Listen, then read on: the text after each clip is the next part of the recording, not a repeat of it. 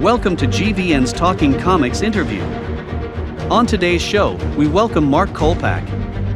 Mark is currently VFX Supervisor for Season 2 of Netflix's Raising Dion. And before that, Marvel's Agents of S.H.I.E.L.D. Here's your host, Martin Sexton. Welcome once again to GVN's Talking Comics. I'm your host, Martin, and today we are talking to VFX Supervisor Mark Kolpack. So I guess in a sense, instead of being GVN's Talking Comics today, we're going to be GVN's Talking VFX. Mark is the VFX Supervisor for Netflix Raising Dion, which is getting ready to start its second season. And before that, he was the VFX Supervisor for my particular favorite show, Marvel's Agents of S.H.I.E.L.D. So we're going to talk to him about his career, his work on Netflix's Raising Dion, and of course his time on the Agents of S.H.I.E.L.D. So let's welcome Mark Kolpack to GVN's Talking VFX. Great to see you, Mark, and thanks for giving us some of your time today. Well, it's a pleasure to be here, Martin. I'm sorry it took so long for me to finally be a guest on your show, but I'm happy to be here. Well, hey, it's all right. It's worth the wait. Okay, so let's start in the beginning. So when did you first take an interest in VFX, and was there a particular show or movie that maybe you watched that you thought, I would like to do that kind of thing? It's funny. It's been sort of an evolution, really. I will point out a couple of things, and those had definitely an effect on the direction I took. I've always been a major science fiction kind of guy, and I love that sort of fantasy storytelling since I was a kid. I grew up watching the original Star Trek with Kirk and Spock, and would never miss an episode. It was clearly, a lot of it was rerun, so I watched it every night. But then one summer, I was 16 years old in 1977, and a woman who worked for my dad had a screening group and film screening group, and she would get tickets, and she would, she said to me one time, she said, "Hey, Mark, I think there's a movie that you might be interested in." And I said, well, what movie's that?" She says, "It's called Star Wars." And I said, "What is Star Wars? Is it like stars that have wars? What is that?" And she goes, "I don't know. I think it's like space and things that you probably will like." So I went to to the screening at the New Academy Theater on Sunset, and it was not released yet. And I saw this thing, and I'm reading the text, and I'm reading the text. And as a 16-year-old in the 70s, you're like, do I really have to read this much? And so then finally, the text disappears off into the distance, and there's that lull, and the music is playing. And then I see a spaceship come overhead that I had never seen photographed that way before, and how real it looked. And I, at that moment, felt something in my brain rewire. And at that point, I was just like, this was amazing to me. The way they shot the stuff, and the models, and the motion control, but that did not mean I was directly going into visual effects. It means I suddenly found something of great interest to me that was brand new in my mind, and honestly it was a revolutionary way of shooting, models. So it wasn't until I graduated film school, and I was working. I started off as an apprentice film editor, and then as an assistant film editor. And I was really good at film opticals, meaning I was really great at creating optical effects and doing them on the paper, and writing them up and working with a lab, but still not thinking visual effects. I was doing a lot of writing and wanted to direct, and editing was a really great training ground as a means to help me better craft my talent to tell stories through pictures. So, so then in early '92, I'm working for a company called Kaleidoscope Films, and this guy named Mark Trugman, who was the VP of the company, after I get done, he says, "Hey, Mark, what do you got going next?" And I said, "Looking for a gig, as always." And he says, "You would be really great at my wife's company." And I said, "Well, where does she work?" And he says, she works for a place called Pitka Films. guy named Joe Pitka. And he's a commercial director. I said, I don't have any experience in commercials. He says, doesn't matter, but you're really great in post, and that's what they need. So I went down and interviewed. I had no idea how literally large Joe Pitka was, both in stature at 6'5" and looking like Vigor the Carpathian. And exactly like Vigor the Carpathian, mind you, with long hair and everything. And I had no idea who this guy was. I'd never worked in commercials. And I got to his company, got hired, and then spent the next 2.5 years working for the most hard-nosed, difficult, brilliant um, grad school professor, basically. And that was Joe. And when I got there, there are very few times in our lives when when opportunity knocks and you can recognize the opportunity and take advantage of it. And I realized I saw the kind of commercials he was making. This is a guy who directed Space Jam and Let It Ride with Richard Dreyfuss, as well as winning more Gold Lions and more Palme d'Ors and more everything, every award you could imagine in commercials. And so I see the opportunity. I see the visual effects that they're doing. And this is at the cusp of where things were transitioning from photochemical, working in the labs, to the digital realm. Digital domain wasn't even around yet. So I went, wow, this is something really great. So I dove into it and I collected every Cinefx magazine. That became like my textbooks. And I basically asked questions of every big brain person that I worked with in the telecine bays back then, before they were DI bays, and just how to do this. But I was really good at seeing life in multiple layers, and 20 to 100 layers at a time. And that's where the marriage of my art background and my desire to tell stories through pictures and everything sort of came from. And I spent 2.5 years there, and I realized this is going to be hard, but if I'm going to go through the pain, I got to stay here long enough to collect enough work and get my knowledge up to snuff and become an expert at this before I get fired. And that's how everyone sort of ended it there. So I worked 2.5 years, and I worked on the biggest things and acquired the knowledge that I needed to then leave that company and start my own business at the time, and everything else. And I had a great reel. So ad agency, producers, everything from PBDO New York to Whiting Kennedy to Footcomb Belding to everybody, knew of me. And I was in commercials for a long time until that market sort of crashed, and I had to reinvent myself again into television. I say, well, I noticed you did an ad.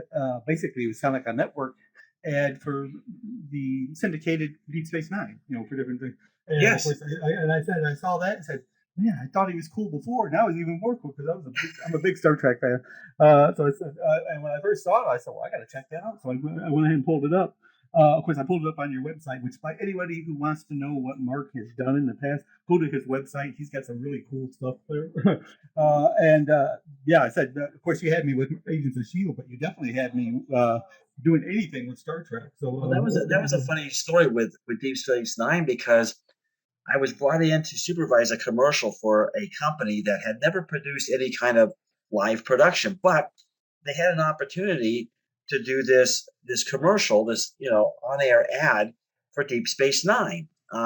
So they wanted me to supervise it, and I said, fine, great, another gig, that's fine with me. So I go in with the two guys that were set to direct it. One had done some commercials, one was an artist, and they go in there, and we're sitting with the president of this ad agency, and they start arguing with him. He's questioning the concept that they were promoting for this thing, and he doesn't care for it, and yet they're trying to tell him he doesn't know what he's talking about.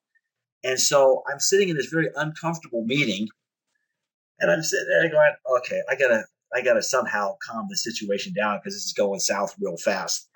So I said to him, you know what? I think I may have a solution.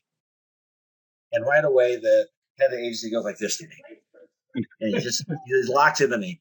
And I said, what if we do it where you have your average guy and he's on the streets of New York and he's getting bounced around and kicked around and his briefcase opens and he's getting stepped on and he cries out and we pull away from him all the way off the planet through space to the 24th century.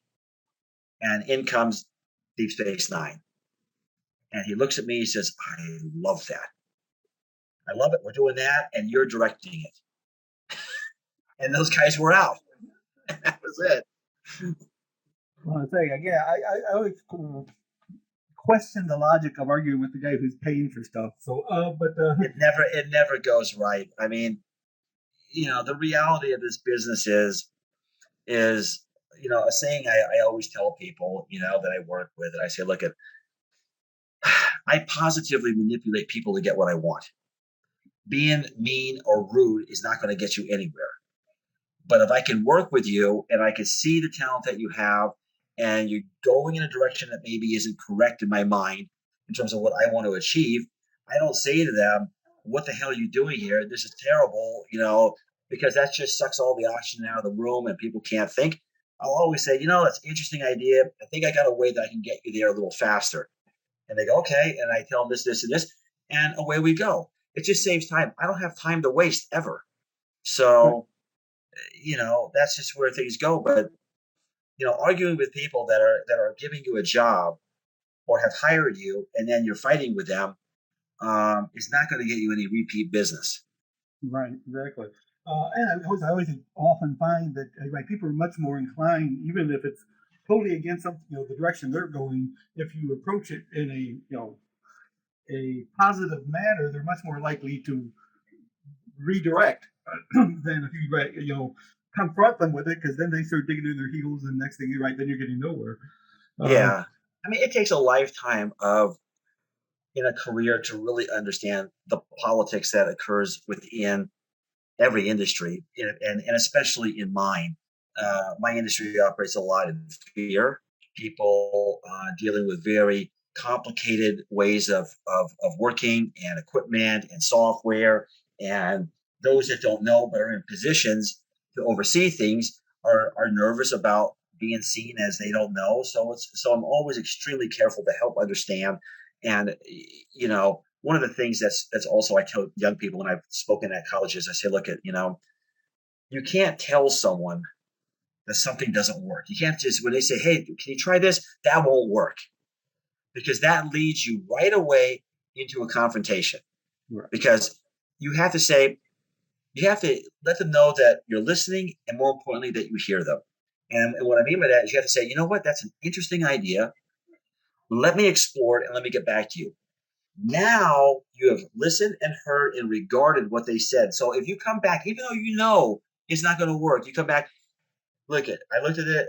It doesn't really work. Maybe we could do this. They'll accept it. But if you flat out, confront them off the bat, then it usually leads to an end that you don't like. Yep, and that's true pretty much in most businesses. Okay, Yep. So you are currently working on Netflix's Raising Dion, which is going into its second season. So how did you get that gig? I mean, did they approach you? Did you approach them? How did that work? Well, it was sort of like one of these things. Netflix has adopted an interesting old new business model.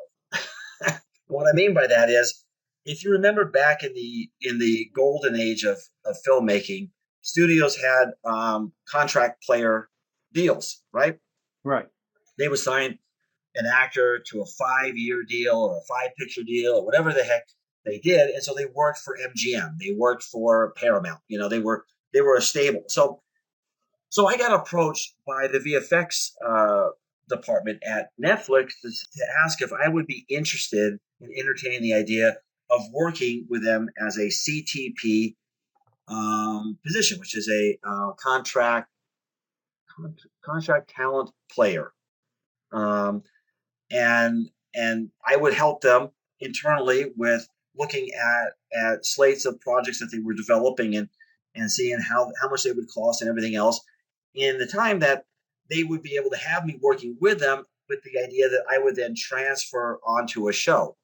So one of the things they've found is it has been rather discouraging to them is that they would reach out to someone like me or anybody else, right? They say, "Hey, Mark, you coming available? Yeah, I'll be available at this time.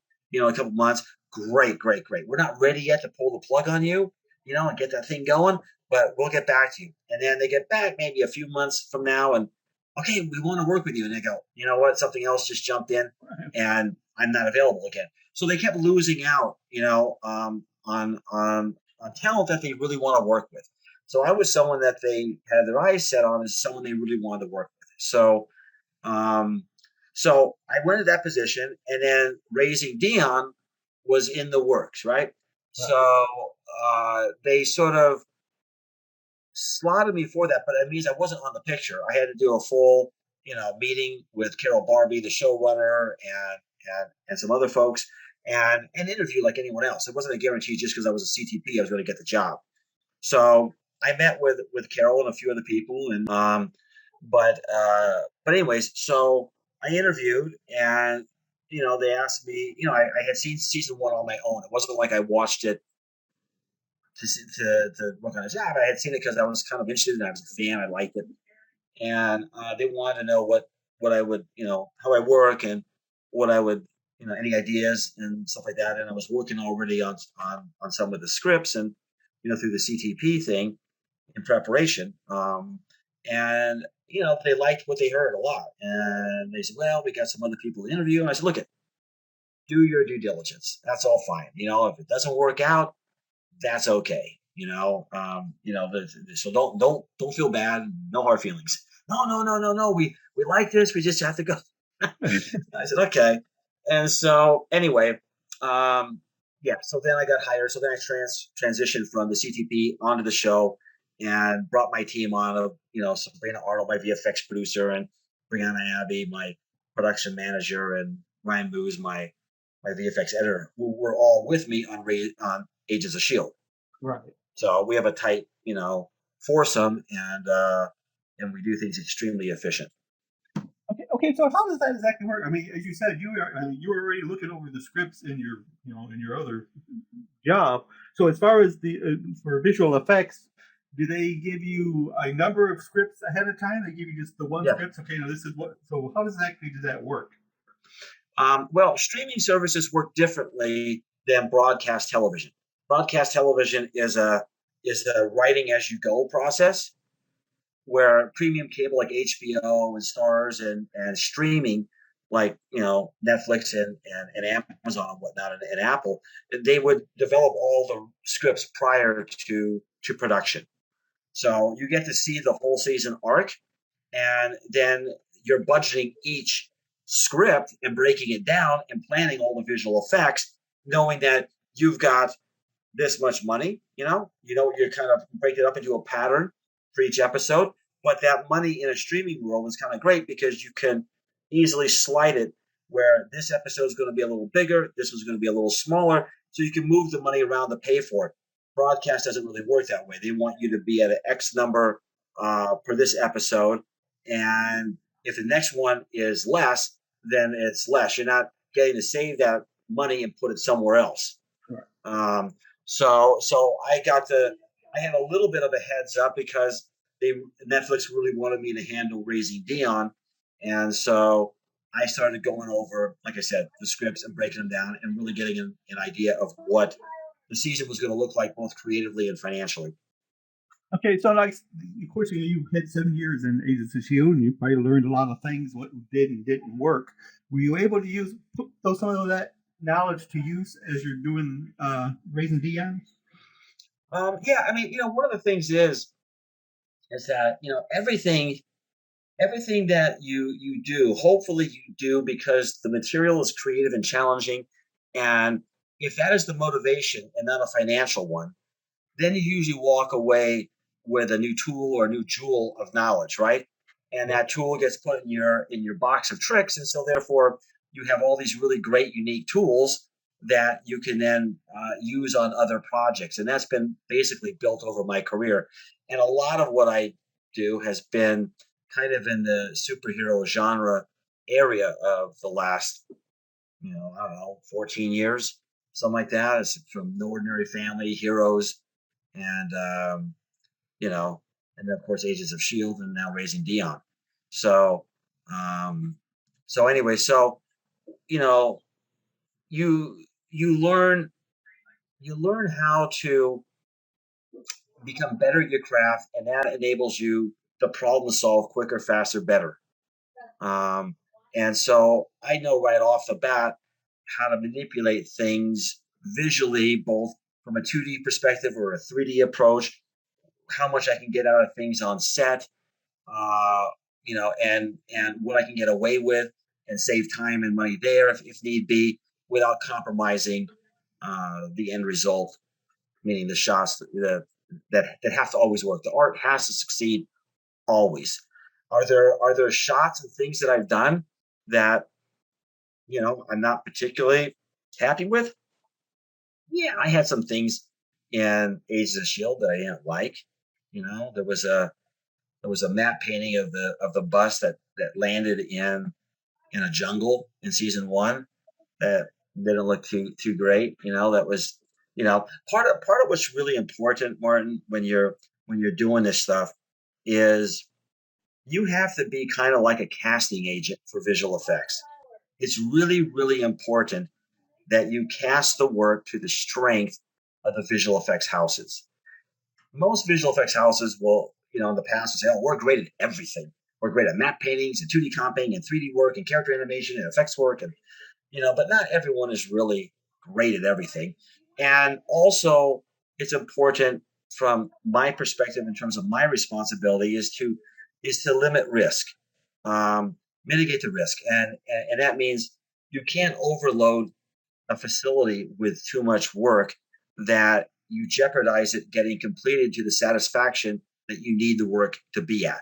The work has to excel. So if you load a company up, suddenly now they may not have all the manpower, they may not have the bandwidth, they may not have a bunch of things, and things go wrong, and suddenly now you're up against the wire and you're trying to get shots done, and a shot may need to go 3 or 4 more versions to get it right, and now you're stuck with just this version. So really, project management is keen to the success of a project, and so therefore casting to the right places. And one company we thought was going to be really good, and it wasn't so great, and it was fine, but it wasn't what I wanted. We got into a thing with ghosts in season 4 of Agents of Shield. Like, ghosts were tough. It just was a tough look. So there are things that you just kind of go, I just could have had a little bit more time. It's like one director one time said to me, he said when he looks at his episodes that he's directed, he only sees lost opportunities. Yeah, that's pretty much the case for most people. I'm my worst critic, so that's kind of how that goes. Now, you're talking about using outside vendors. Anytime you do that, do they still have to go through you in the end for approval? Yes. Okay. The visual effects supervisor is the department head in charge of the visual effects, for the show. So I'm hired. Then I hire my producer, and then we bring on our coordinator or production manager. It just depends on how complicated and how large the show is, in terms of how many people we need for our team.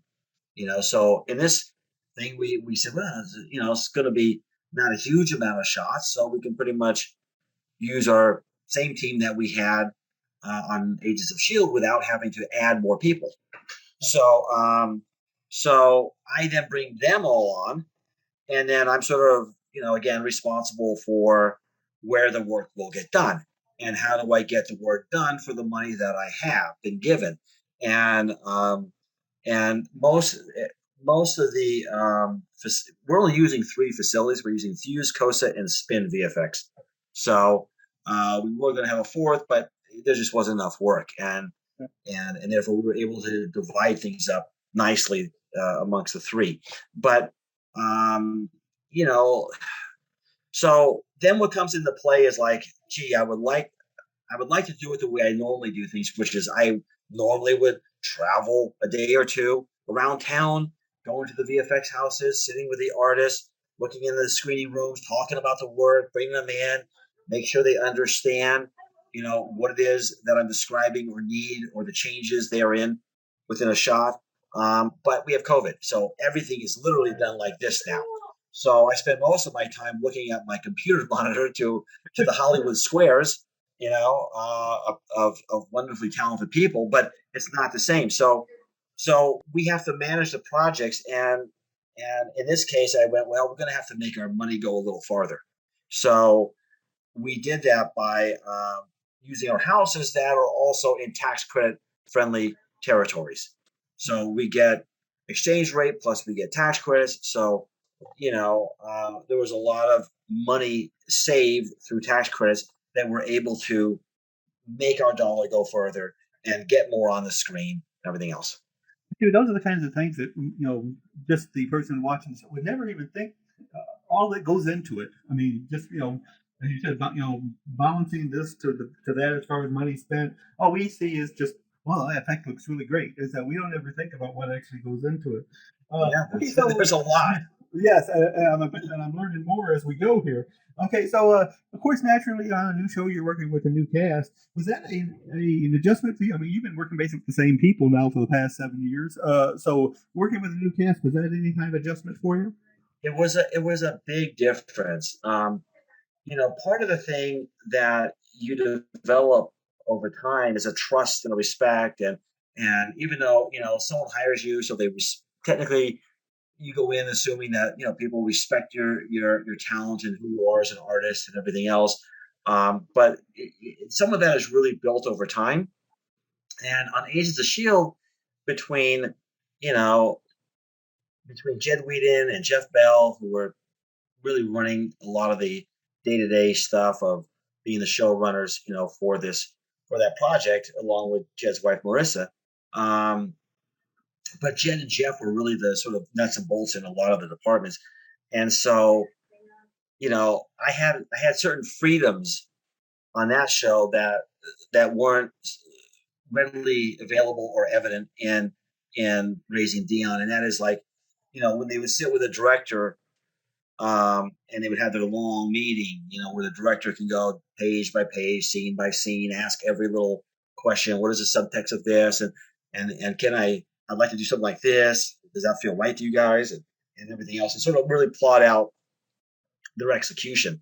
Um, Jed and Jeff would always say this when the directors would bring up visual effects. They would say, "Okay, with regards to visual effects, listen to Kolpack, and you will be fine.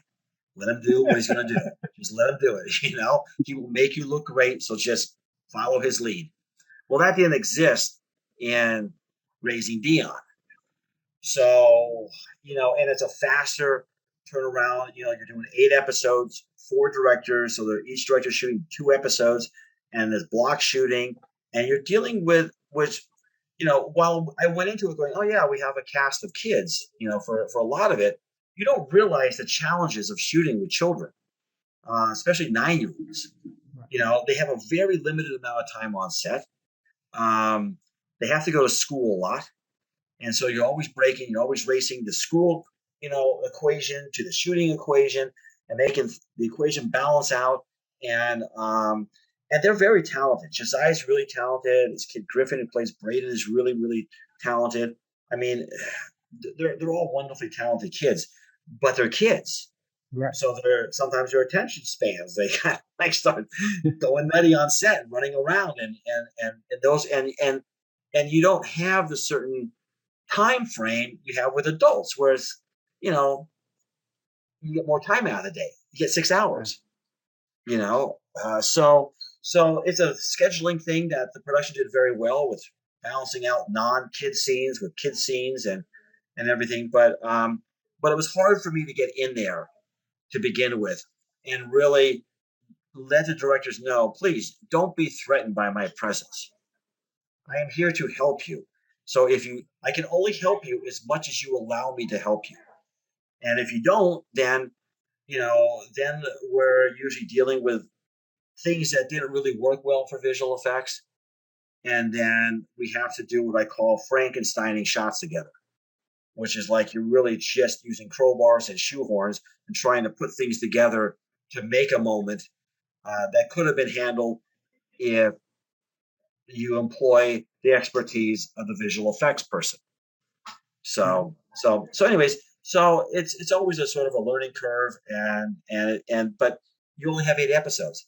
You're not dealing with Agents of Shield when we start off at 22 episodes a season, Right. and so that was the difference. It wasn't as easy, but as a professional, you learn to pivot because professionals deliver, amateurs don't.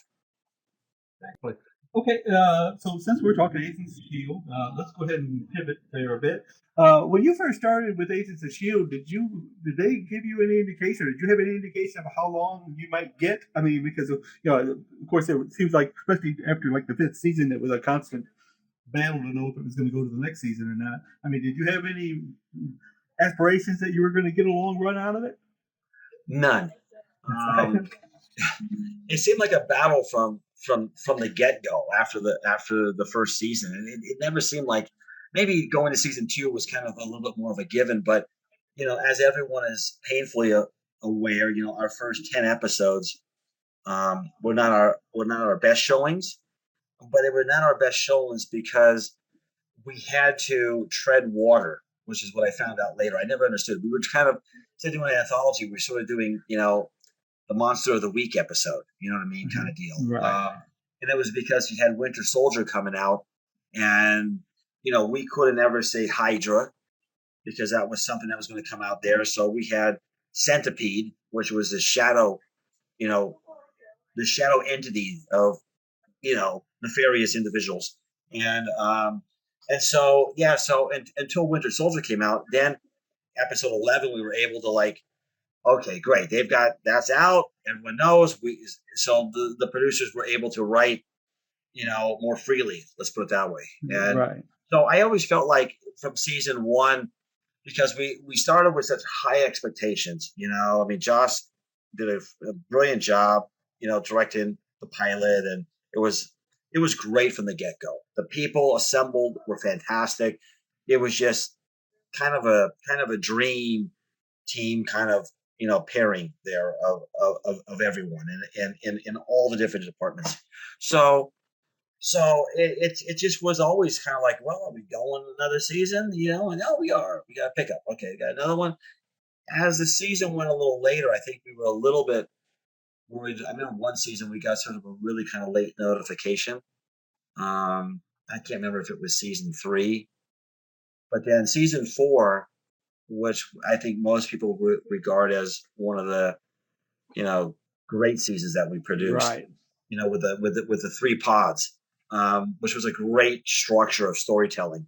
I think that changed it for 5, and then suddenly like, okay, 5 is gonna be it, and then they said no, let's do 6, and then they did for 7, but reduced order. So it's 13, and so we did those, and I think we ended the show really well. I think, the work was, I don't know, we did like 133 episodes of that show over 7 seasons. Yes, I know that all I ever hoped for, when they finally said, okay, season 7 was going to be the last one, I was saying, just give me an ending that beats what they did with poor Quantum Leap, because they killed me with Quantum Leap, and I still haven't gotten over it. But I thought that we wrapped up things quite nicely for season 7. Yes.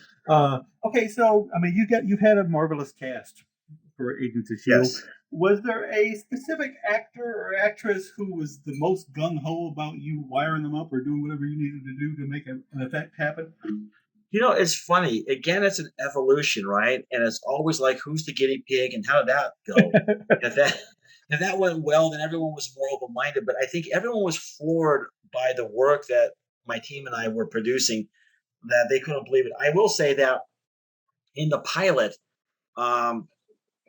Ming Na, which was really, really funny, because I had to put her at a height above camera to be sitting in the bus, in the cockpit.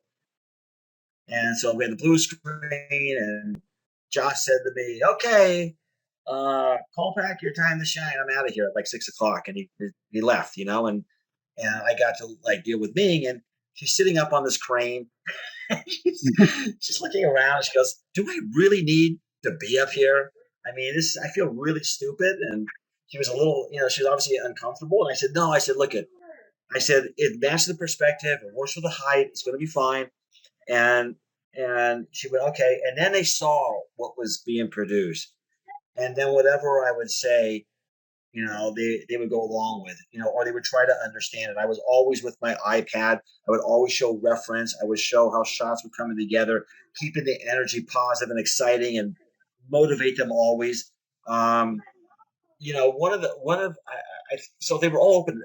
One of the big moments was episode 310, which was the birth of Quake, when Daisy became Quake, and so I went over. The director said I need to go talk to Chloe about getting the right posture, because superheroes stand in a certain way, right? Right. They stand with their shoulders are back, chin is down, and they have this sort of like posture, which gives them a command and a presence visually on screen. So I went over to her and I said, "Okay, so we're going to do this thing," and I was using a camera called the Phantom Flex, which I was going to shoot her at something like, I think, 750 frames per second. So I said, "Okay," I said, "you're going to come out of this thing, so I need you to do this wham effect, And she goes, "Oh, you just want me to go like this?" I said, "No, no, no, no." She said, "You just want me to throw my chest out?" I said, "No, no, no. I need you to feel it and go, this power, because you're going to release this energy out of you that's going to break the chrysalis and explode everything." And obviously, poor Trip gets shattered as well because he died. Right. But I said, that's the look. And she went, so we rehearsed a little bit. And she goes, "Oh, I think I got it." I said, "Okay." So take one. She does it. And the director says, "Great, I think we got it." I said, "No, we don't have it." That's not that. He goes, "Really?" I go, "No, we don't have it. Trust me." And so I said, "Listen, I need to bring Chloe over to the monitor so she can see what it is that we're doing, so she can, better understand and better perform." So I said, "Fine, call her over." So Chloe come over here. So I show her. I said, "Watch this." And she goes, "Oh, I get it now. Okay, I can do better." And so now we have her doing this. At the same time, the E fan has to hit her hair so it blows. So these things have to be in sync. It can't be E fan hit here before she's done this. Right. So we do a take two. Director looks at me and says, "Wonderful, we got it." I said, "We don't have it." He said, "Are you kidding me?" I said, "I'm telling you, it's not magic yet." And I've got, I think Jeff Loeb was there, and Megan Thomas Bradner from Marvel Television. They were there. Everyone was watching this moment, and so, as well as the EPs, everybody. So I said, "No, we don't have it yet." I said, "It's magic," and they're all looking at me like they kind of understand that too. And so we do a take three. Wind is off, and the director goes, "Great, now we have it." I said, "No, still don't have it." He goes, "You really?" I said, "Really?" I said, "It'll be magic, and you will know it when you see it." The next take, the wind hits, she hits, and everyone goes, "Oh." And I go, "Now we have it." That's the magic. And that's what you saw. Okay. Now, of course, besides the size of a great cast, you also had a great group of guest stars, including unfortunately the late Powers Booth and Bill Paxton. Yes. Do you have any memories or stories about either of those two actors? Yeah, actually, Powers and Bill were both great human beings. Powers and I had a wonderful conversation about our sons who played college baseball. So he was a big baseball guy, loved it, and so we talked about that and everything. And then with Bill was just such beautiful energy. He loved, and this story is not foreign to anybody, but he loved the art of making movies or television. he loved the crews. He loved to talk to crews, and he would talk to me, and we would, I would tell him how I need to have something. He'd say, okay, we'll do that, or, And then one day we were talking about something, and I said, he was asking me about, I don't know, my life in a way, and the kind of kid I was as a teenager, which was very big in the special effects makeup and foam latex appliance pieces that I sculpted and all kinds of things. And people thought that was weird, or odd. And that's just because you're an artist. And then he looked at me and goes, "Yeah, but look at you now." you know? And I said, "Yeah, you're right." And he was just great. And then we got, you know, to work with his son who played a young his the character younger in the final season and everything. So that was a lot of fun. Okay, now if you like, you didn't, I didn't need any more reason to think you were cool. I didn't even realize that you directed an episode. But you directed an episode in Yes. season 6, Code Yellow, which of course was the Uh-huh. Deep Steel Shields tech to create a company. What was that Yep. experience like? Well, it's something I had been pushing since probably season 2, trying to move into directing, which is still, what I'm, working at doing and trying to get, more of that kind of work because, as an artist, you want to evolve. But I had done the episode 6 of Slingshot, which was kind of like your audition, Hmm. and that went very well. And so now here I was getting to do, episode 604. And of course, working. I didn't get all the cast because at the end, then it was more Jeff Ward with Deke and a little bit of Chloe, but I didn't have Ian. I didn't have Elizabeth. Um, but but everyone else I had, and I had some really cool guest actors as well for that season. And so I will tell you this. To do it right, it takes a lot of planning, like anything. It takes a lot of work. You got to prep. You have to. We have to come in prepared every day. Every scene, every day I shot. Um, I was fully prepared with a plan for every single scene of how I was going to do everything. And the plan, which the DGA, Directors Guild of America, will tell you, you got to come with a plan. The plan makes you think about a scene, but the plan will also allow you to pivot from the plan or toss the plan, but at least you thought about the scene and you're not making it up on the spot, which will waste a lot of time and money. So it was a blast. I mean, Jeff Ward is such a tremendous talent, and we had something that made him look like an action star inside this sort of virtual game of this, alien ship, um, to being this really funny comedic, actor, which we know he does, brilliantly. Um, but it just was a wonderful experience. And, something I want to turn more into more of my career. So that's what I'm working on, is trying to make more happen. Yeah. But it So was a lot of fun. okay, so during that episode, did you delegate the VFX thing to someone else so you can concentrate basically on directing? Funny, very astute question. Funny you asked that. So here's the deal. Um, I had I had an on-set supervisor that worked at Fuse a lot, John Decker, and he was part of a lot of the work that we did on Agents of Shield. He really wanted to become a visual effects supervisor on set. Now he's doing that, so it's wonderful to see him grow. Um, and so, but I know visual effects really well. But what I didn't have time for are the nuts and bolts of the visual effects job, which was doing HDRI photography, lighting spheres, taking all the notes, getting all the data. Didn't have time for that. He didn't. There wasn't much I had to deal with in terms of conferring with him. There was a moment where I had a transition where Jeff Ward was going to transition out of the game into Deke's Labs, at his company, and so I came with an idea of putting him on a turntable, so this way when he turned, the light would move on his face, and he would be against a green screen. I'd shoot a plate behind him, and then we would morph him into himself onto the B side, which was him sitting in a beanbag chair inside this whole lab. And the problem was is when we turned him, the turntable wobbled. So he went around like this.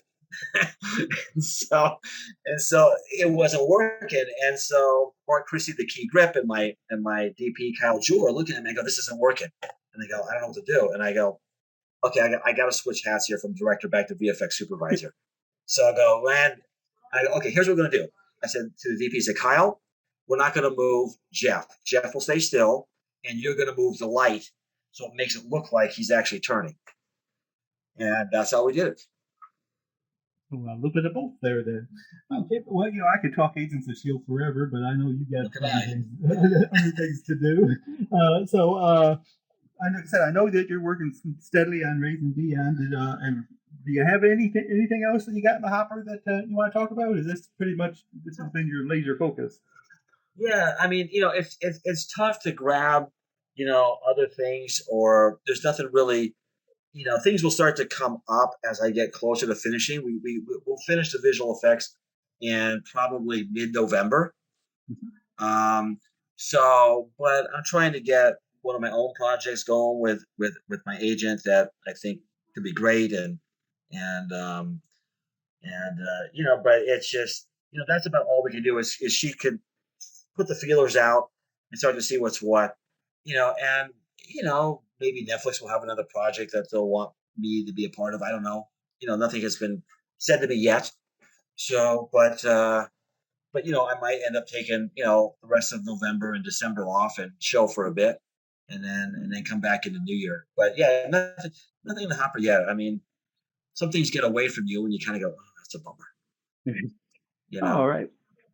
I said, well, I appreciate it a whole lot because, like I said, I've been trying to chase you down for a while now, and I'm so glad to talk to you. And of course, we will be following Raising Dion when it comes out. Do we know exactly when they're talking about releasing it on Netflix? Probably, I'm guessing, this is just my guess, it's going to be somewhere spring of 2022, I would think. Seems like the right place. I mean, I think I can't hold me to that. It's just my gut telling me. But there's some really cool things. We've improved upon all of the visual effects from season one. I will say this is that Dion is 3 years older. He's more advanced. He's more in control of his abilities.